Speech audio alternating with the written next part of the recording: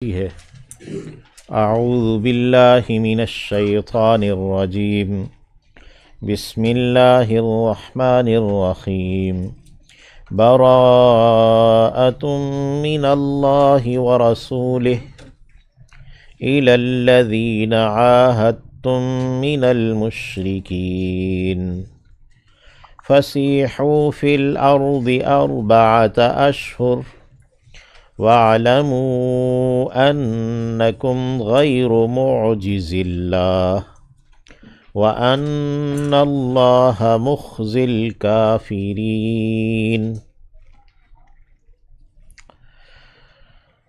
براءۃ اظہار بیزاری ہے، من اللہ اللہ کی جانب سے، ورسولہ اور اس کے رسول کی جانب سے۔ یہ جو سورہ ہے اس کا ایک نام سورہ براء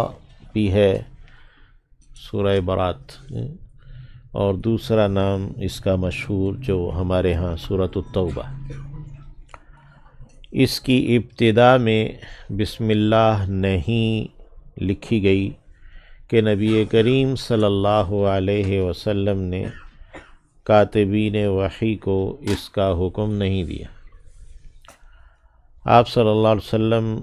جب بھی کوئی سورہ شروع ہوتی تو اس کے ابتدا میں بسم اللہ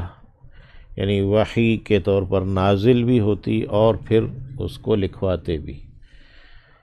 سوائے اس سورہ کے کہ اس میں آپ صلی اللہ علیہ وسلم نے نہیں لکھا۔ پھر اس کو پڑھنے میں یہ ہے کہ اگر ہم پیچھے سے پڑھتے چلے آ رہے ہیں سورہ انفال کی تلاوت تو ہم بسم اللہ نہیں پڑھیں گے، کیونکہ مصحف میں یہ نہیں لکھی ہوئی۔ جب ہم اسی جگہ سے پڑھنے کی ابتدا کریں گے تو ہم جو مسنون ہے، جیسے ہم کسی بھی جگہ قرآن مجید درمیان میں سے کہیں سے بھی کسی سورہ کے درمیان میں سے پڑھنا شروع کریں گے تو ہم تعوذ اور تسمیہ پڑھیں گے، تو اس کی ابتدا میں بھی ہم ایسے ہی تعوذ اور تسمیہ پڑھیں گے جیسے کہ ہم قرآن مجید میں کسی بھی سورہ کے درمیان سے پڑھنا شروع کرتے ہیں تو ایسے۔ یہ تعوذ اور تسمیہ پڑھنا جو ہے وہ قرآن مجید کے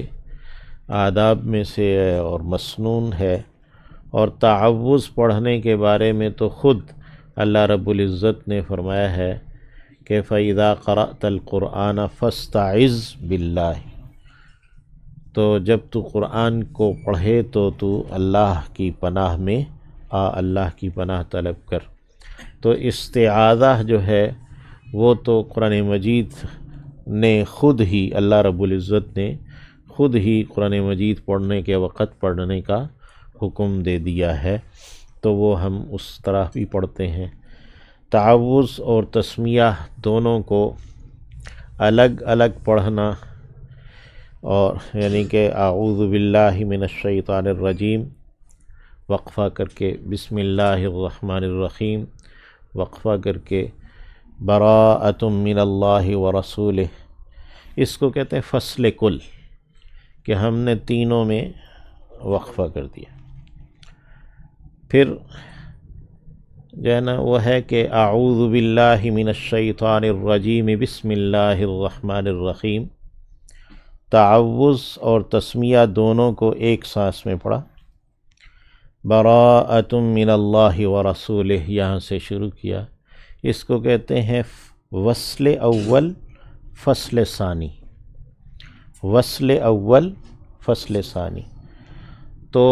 جہاں نہیں بسم اللہ لکھی ہوئی مصحف میں، وہاں پر اس کو وصل اول فصل ثانی سے پڑھنا وہ بہتر ہے، یا سورہ کے درمیان میں سے اگر شروع کیا تو وہاں بھی وصل اول فصل ثانی سے پڑھنا بہتر ہے، اور جہاں ہے کہ بسم اللہ الرحمن الرحیم لکھا ہوا ہے، آگے الف لام میم، بسم اللہ الرحمن الرحیم الف لام میم، تو اس کو کہا کہ فصل اول تعوذ کو آپ نے پڑھا اعوذ باللہ من الشیطان الرجیم، وقفہ کر لیا، پھر بسم اللہ الرحمن الرحیم پڑھ کے آگے، تو فصل اول وصل ثانی، تو جہاں ابتدا ہے سورہ کی وہاں پر اس طرح پڑھنا بہتر ہے۔ تو بہرحال اس کو کسی بھی طریقے سے پڑھنا وہ جائز ہے، لیکن بہتر اور نہ بہتر ہونے کی یہ بات تھی جو میں نے ایک عرض کر دی۔ براءۃ من اللہ، تینوں کو ملا کر اگر پڑھیں گے تو پھر اس کو فصل کل کہیں گے، اور فصل کل میں خیال کیا جائے وصل کل، فصل کل تو جدا جدا، وصل کل سب کو ملا کر، تو وصل کل میں وہ خیال کیا جائے کہ جیسے یہاں پر وصل کل نہ کیا جائے، تو یعنی کہ غیر قرآن کو قرآن کے ساتھ نہ ملایا جائے، اس طریقے سے۔ براءۃ من اللہ، یہ اظہار بیزاری ہے اللہ کی جانب سے، ورسولہ، اور اس کے رسول کی جانب سے، الی الذین، ان لوگوں کی جانب یا ان لوگوں کو کہا جا رہا ہے، عاہدتم، جن سے تم نے عہد کر رکھا ہے، من المشرکین، مشرکوں میں سے، شرک کرنے والوں میں سے۔ یہ سورہ نازل ہوئی ہے سن 9 ہجری میں، جب حج فرض ہو گیا، نبی کریم صلی اللہ علیہ وسلم نے حج ادا کرنے کے لیے حضرت ابوبکر صدیق رضی اللہ تعالیٰ عنہ کو امیر الحج بنا کر بھیجا، تو آپ حضرت ابوبکر صدیق جو ہے نا وہ دیگر مسلمانوں کے ساتھ حج کے لیے چلے گئے تھے، مکہ پہنچ گئے تھے، تب جو ہے نا وہ یہ سورہ نازل ہوئی، تو حضرت علی رضی اللہ تعالی عنہ کو آپ صلی اللہ علیہ وسلم نے یہ سورہ سنانے کے لیے بھیجا تھا۔ سن 6 ہجری میں صلح حدیبیہ ہوا تھا، اور اس کو جو معاہدہ تھا وہ قریش اور قریش کے تمام حلیف قبائل کے ساتھ بھی تھا، یعنی اس کے پابند تھے۔ اسی طرح اس معاہدے کے پابند مسلمان اور مسلمانوں کے تمام حلیف قبائل بھی تھے، لیکن قریش نے ان کا جو حلیف قبیلہ ابو بکر تھا، بنی ابی بکر، انہوں نے حملہ کر دیا مسلمانوں کے حلیف قبیلے بنو خزاعہ پر، تو قریش نے اپنے حلیف قبیلے کی مدد کی، اسلحہ وغیرہ بھی دیا، سارا کچھ دیا، تو معاہدہ انہوں نے توڑ دیا، یعنی جو معاہدہ صلح حدیبیہ ہوا تھا وہ قریش کی جانب سے توڑا گیا۔ تو اس معاہدے کے توڑنے کی بنا پر، اور پھر خود بھی بعض شقوں کو کالعدم کروانے کے لیے ابو سفیان اس وقت تک مسلمان نہیں ہوئے تھے، وہ خود مدینہ میں آئے، جس میں انہوں نے شق ڈالی تھی کہ اگر کوئی مسلمان ہو کر مدینہ مکہ سے آنا چاہے تو اسے نبی علیہ السلام قبول نہیں کریں گے، تو اس شق کو وہ ختم کروانا چاہتے تھے۔ تو بہرحال تو انہوں نے معاہدہ خود ختم کیا، قریش نے، اہل مکہ نے۔ اس معاہدہ کے توڑنے کی بنا پر نبی علیہ السلام نے حملہ کیا 8 ہجری میں، اور مکہ فتح کر لیا۔ یہ جو مکہ فتح ہوا تو اس دوران پھر یعنی صلح حدیبیہ اور مکہ کے فتح تک جانا، پھر اس میں مختلف قبائل کے ساتھ مختلف معاہدات ہوئے تھے، ٹھیک ہے نا، اور یہاں جو یہ سورہ ہے یہ ان معاہدات کے متعلق بتا رہی ہے کہ اب وہ معاہدے کس کے باقی رہیں گے، کس کے نہیں رہیں گے۔ تو عمومی طور پر ایک اعلان کر دیا گیا ہے کہ اب مسلمانوں کا کوئی معاہدہ کسی قوم کے ساتھ نہیں ہے، مشرکین کے ساتھ معاہدہ نہیں ہے۔ تو یہ ایک عمومی اعلان ہے۔ آگے اس کی تفصیل آ رہی ہے کہ پھر کن قبائل کے ساتھ یا کن کے ساتھ معاہدہ کس وقت تک ہوگا وغیرہ وغیرہ۔ تو ایک عمومی اعلان ہے براءۃ من اللہ ورسولہ، کہ اظہار برات ہے اللہ اور اس کے رسول کی جانب سے، الی الذین عاہدتم، جن سے کہ تم مسلمانوں نے عہد کر رکھا ہے، من المشرکین، مشرکوں میں سے۔ تو مسلمانوں نے جو مشرکوں سے معاہدات کر رکھے تھے ان سے اظہار برات ہو گیا۔ فسیحوا، فا حرف عطف ہے، پس سیحوا چلو پھرو، فی الارض زمین میں، یہاں فی الارض سے مراد جو حدود حرم ہیں اور مکہ کے گرد گرد علاقے ہیں، اربعۃ اشہر، 4 مہینے تک، یعنی ان لوگوں کو، اہل مکہ کے مشرکین کو اور دیگر جن سے معاہدات ہیں ان کو 4 مہینے کی مہلت دے دی گئی۔ وَاعْلَمُوا، اور جان رکھو، اعلموا ہے فعل امر، انکم،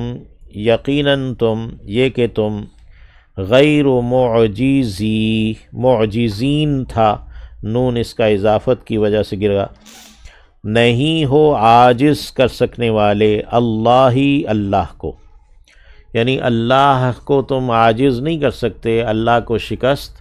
نہیں دے سکتے، یا اللہ کی پکڑ سے بھاگ نہیں سکتے۔ وَأَنَّ اللَّهَ، اور یقیناً یہ کہ اللہ، مخزی، رسوا کرنے والا ہے، الکافرین، کافروں کو، اللہ کافروں کو رسوا کرنے والا ہے۔ یعنی مکہ فتح ہو چکا ہے، 1 سال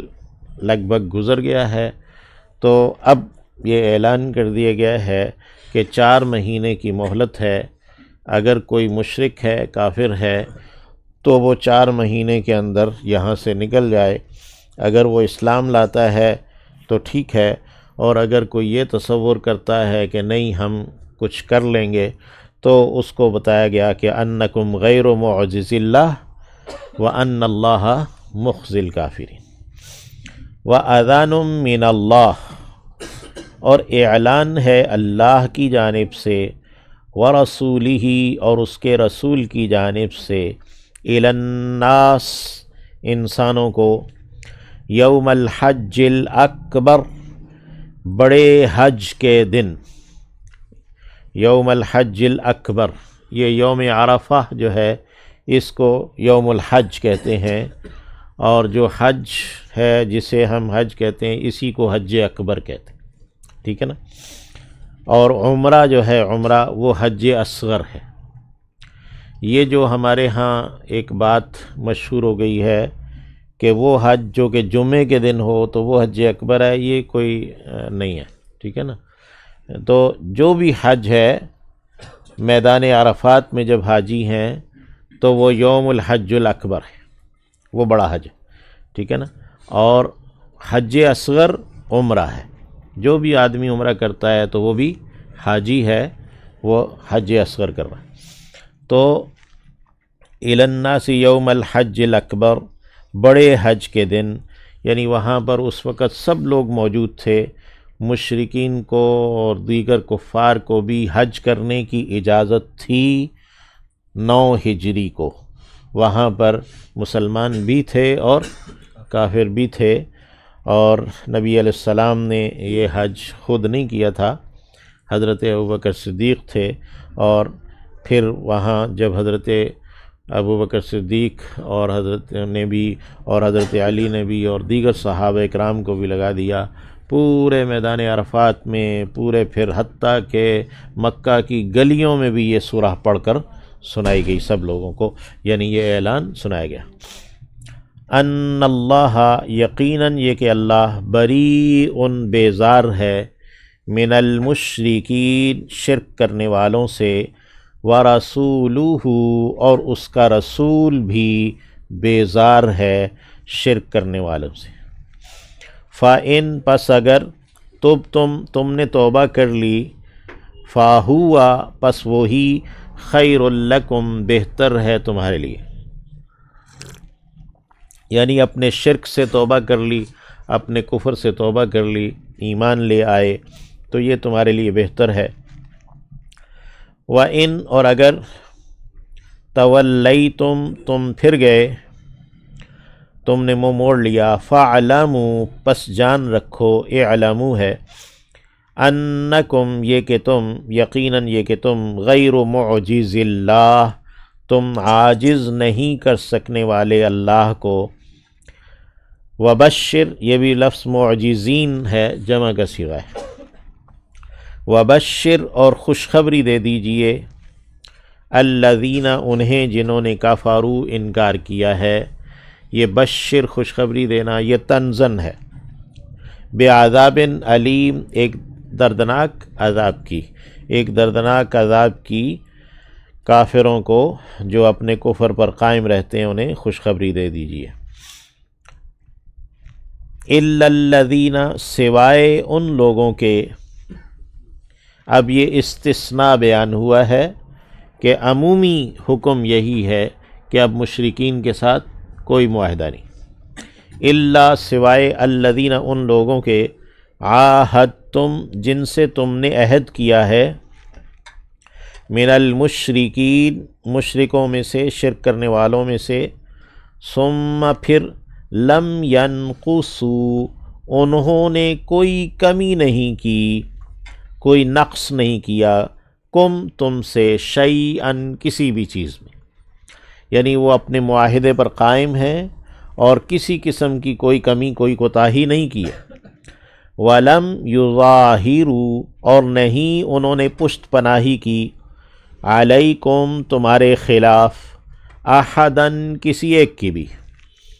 یعنی انہوں نے مسلمانوں کے خلاف کسی دشمن کا ساتھ بھی نہیں دیا۔ فَأَتِمُّوا پس تم پورا کرو، الیہم ان کی جانب، عہدہم ان کے عہد کو، الی مدتہم ان کی مدت تک۔ تو اللہ نے مسلمانوں کو حکم دے دیا کہ یہ جو عہد وفا کرنے والے لوگ ہیں ان کے ساتھ تم بھی اپنا عہد پورا کرو گے۔ ان اللہ یقیناً اللہ یحب المتقین پسند کرتا ہے متقی لوگوں کو، یعنی اگرچہ اصول تو یہی ہے کہ مشرکین سے عہد نہیں ہے، لیکن جو لوگ عہد پورا کر رہے ہیں اب ان سے ان کی مدت تک کا عہد پورا کیا جائے گا۔ اب یہ عہد دو قسم کے ہیں، بعض وہ عہد ہیں جو کہ ایک مدت تک ہیں، اور بعض عہد ایسے بھی ہیں جو مدت کے تعین کے بغیر ہیں۔ فَإِذَا پس جب، ان سَلَخَا گزر جائیں، انسلاخ نکل جانا، گزر جانا، یعنی سانپ اپنی کیچلی سے جو باہر آ جاتا ہے تو اسے بھی انسلاخ کہتے ہیں، تلوار کو جو نیام سے نکالتے ہیں اسے بھی انسلاخ کہتے ہیں، گزر جانا۔ فَإِذَا انسَلَخَا پس جب نکل جائیں، الاشہر الحرم حرام مہینے، حرمت والے مہینے، یعنی حرمت والے مہینوں میں ایک رجب ہے وہ تو گزر گیا ہے، پھر ذوالقعدہ ہے وہ بھی گزر گیا ہے، ذوالحجہ ہے جو اس وقت چل رہا ہے کیونکہ یوم عرفہ کے دن یہ اعلان کیا جا رہا ہے، اور پھر آگے محرم ہے۔ تو یہ اشہر حرم میں وہ اب یہ جو مہینہ حج کا ہے اور پھر اس کے بعد محرم کا مہینہ ہے۔ فَإِذَا انسَلَخَ الْأَشْهُرُ الْحُرُمُ پس جب یہ حرمت والے مہینے گزر جائیں، فَقْتُلُوا الْمُشْرِكِينَ تو قتل کرو مشرکوں کو، حَيْثُ وَجَدْتُمُوهُمْ یعنی اب جن سے کوئی معاہدہ نہیں ہے تو ان کے بارے میں کہا، اور یا جنہوں نے جن سے کوئی معاہدہ تو تھا لیکن انہوں نے اس میں پورا نہیں کیا معاہدے کو، یا جن سے معاہدہ تھا لیکن ان کی مدت نہیں ہے، اور انہوں نے پورا نہیں کیا، تو جن سے معاہدہ کیا اور اس کے لیے مدت بھی مقرر نہیں، وہ آگے آئے گا۔ تو یہ فرمایا وَخُذُوهُمْ حَيْثُ، جہاں کہیں، فَقْتُلُوا الْمُشْرِكِينَ، تو قتل کرو مشرکوں کو، حَيْثُ وَجَدْتُمُوهُمْ، جہاں کہیں تم پاؤ انہیں، وَخُذُوهُمْ، اور پکڑو انہیں، وَاحْصُرُوهُمْ، اور گھیرو انہیں، محاصرہ کرنا، گھیراؤ کرنا، وَاقْعُدُوا، اور بیٹھو، اقعدوا ہے فعل امر، لہم، ان کے لیے، کل مرصد، ہر ایک گھات میں، یعنی ایک دشمن کے ساتھ جو جو اسٹریٹجیز کی جاتی ہیں وہ ساری اس کے لیے اجازت دے دی کہ جہاں کہیں پاؤ قتل کرو، یا انہیں گرفتار کرو، یا ان کا گھیراؤ کرو، محاصرہ کرو، یا ان کے لیے گھات لگا کے بیٹھو، یعنی ان کے لیے، یعنی کہ تم انتظار میں، یعنی کہ ان کے گرفتاری یا ان کے قتل کے انتظار میں، یا اس کے لیے تم اپنا تیاری کرو، گھات لگاؤ۔ فَإِن، پس اگر، تابو، انہوں نے توبہ کر لی، یعنی اپنے کفر اور شرک سے، وَأَقَامُوا الصَّلَاةَ، اور انہوں نے قائم کر لی نماز ادا کرنا شروع کر دی، قائم کر لی، وَآتَوُا الزَّكَاةَ، اور انہوں نے ادا کی زکوٰۃ، یعنی وہ زکوٰۃ ادا کرنے لگے، فَخَلُّوا، پس چھوڑ دو، سَبِيلَهُمْ، ان کی راہ، یعنی پھر انہیں گرفتار نہیں کیا جائے گا، انہیں مارا نہیں جائے گا، ان کو پکڑا نہیں جائے گا، وغیرہ وغیرہ، تو اب ان کی راہ چھوڑ دی جائے گی۔ تو یہ ہے جو کم از کم مطلوب ہے کہ شرک سے اور اس سے توبہ کر لیں، نماز قائم کریں اور زکوٰۃ ادا کریں۔ تو تینوں کام ضروری ہیں۔ اگر کوئی نماز قائم نہیں کرتا تو چاروں ائمہ اس پر متفق ہیں کہ اس کی راہ نہیں چھوڑی جائے گی۔ اور اس میں تفصیل میں یہ ہے کہ امام احمد، امام حنبل، امام شافعی، یہ تینوں ائمہ ہیں، وہ کہتے ہیں کہ اس کو گرفتار کر لیا جائے گا اور اس کو نماز کا کہا جائے گا، اگر وہ اس کو مان لیتا ہے تو ٹھیک ہے، نہیں مانتا، انکار کرتا ہے تو قتل کر دیا جائے گا۔ امام ابو حنیفہ رحمۃ اللہ علیہ کہتے ہیں کہ اس کو قید کر لیا جائے گا، اس کو زد و کوب کیا جائے گا، اس کا کھانا پینا بند کر دیا جائے گا، اور اگر وہ نماز پڑھتا ہے، توبہ کرتا ہے تو ٹھیک ہے، ورنہ وہ اسے مرنے کے لیے چھوڑ دیا جائے گا، یعنی کہ وہ اسی حالت میں وہ مر جائے۔ اور اسی طرح زکوٰۃ کا بھی حکم ہے، یعنی زکوٰۃ نہ دے گا اگر کوئی تو اس کی بھی راہ نہیں چھوڑی جائے گی۔ اس کے ساتھ بھی حضرت ابوبکر صدیق رضی اللہ تعالیٰ عنہ نے مانعین زکوٰۃ جو تھے ان کے ساتھ جنگ کی ہے کہ جو صلاۃ اور زکوٰۃ میں فرق کرتا ہے تو وہ بھی، اس کی راہ بھی نہیں چھوڑی جائے گی، یہ فخلوا سبیلہم میں نہیں آئے گا۔ ان اللہ، یقینا اللہ، غفور، بہت بخشنے والا، رحیم، دائم مہربان ہے، یعنی اگر کوئی توبہ کر لے گا تو اللہ مغفرت کرنے والا ہے، اللہ مہربان ہے، یعنی وہ ٹھیک ہے، وہ مسلمان ہو جائے گا تو اس کو جو ایک اسلام کے، مسلمان کے حقوق ہیں وہ سارے ملیں گے، اور وہ وہاں حرم میں بھی رہ سکتا ہے، سب کچھ وہ کر سکتا ہے۔ وَإِن، اور اگر، احدٌ، کوئی ایک،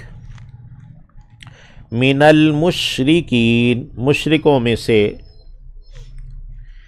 شرک کرنے والوں میں سے، استجارہ، وہ پڑوس طلب کرتا ہے، کا آپ سے، فَآجِرْہُ، تو آپ پڑوس دیں اسے، پناہ دیں، پڑوس دیں اسے، حتیٰ، یہاں تک کہ، یسمع، وہ سن لے، کلام اللہ، اللہ کا کلام۔ ایک مشرک کہتا ہے کہ میں تو اسلام کو جانتا ہی نہیں ہوں، میں حرم کو نہیں چھوڑنا چاہتا یا عرب کو نہیں چھوڑنا چاہتا، تو میں اسلام کو نہیں جانتا، میں اسلام کیوں کر قبول کر لوں؟ تو اس کو اس کو موقع فراہم کیا جائے گا کہ وہ دین اسلام کو سمجھنے کے لیے مسلمانوں کے ساتھ رہے گا اور اسے قرآن مجید سنایا جائے گا، اللہ کا کلام سنایا جائے گا۔ ثم پھر ابلغ پہنچا دو ہو اسے مأمنہ اس کے امن کی جگہ پر، مأمن امن کی جگہ، یعنی جب اس نے اللہ کا کلام سن لیا، اسے اسلام بتا دیا گیا کہ یہ اسلام ہے، تو اب اسے اسلام قبول کرنے کے لیے مجبور نہیں کیا جائے گا، اور یہ نہیں کیا جائے گا کہ بھئی اس کو کہا جائے کہ ہاں بھئی قبول کرو ورنہ پھر، ایسا نہیں کیا جائے گا، بلکہ اس کو اس کے امن کی جگہ پر پہنچا دیا جائے گا۔ تو وہاں پر پھر اب جس طرح دیگر کافر ہیں ویسے ہی وہ ان میں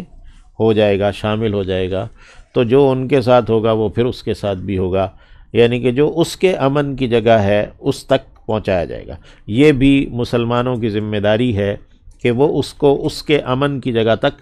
پہنچائیں گے۔ ذالک ایسا بِأَنَّهُمْ اس لیے کہ وہ قوم لوگ ہیں، لا یعلمون جو نہیں جانتے، علم نہیں رکھتے، تو اللہ نے مسلمانوں کو یہ حکم دے دیا، ان کے لیے یہ رخصت دے دی اور یہ سارا معاملہ کر دیا۔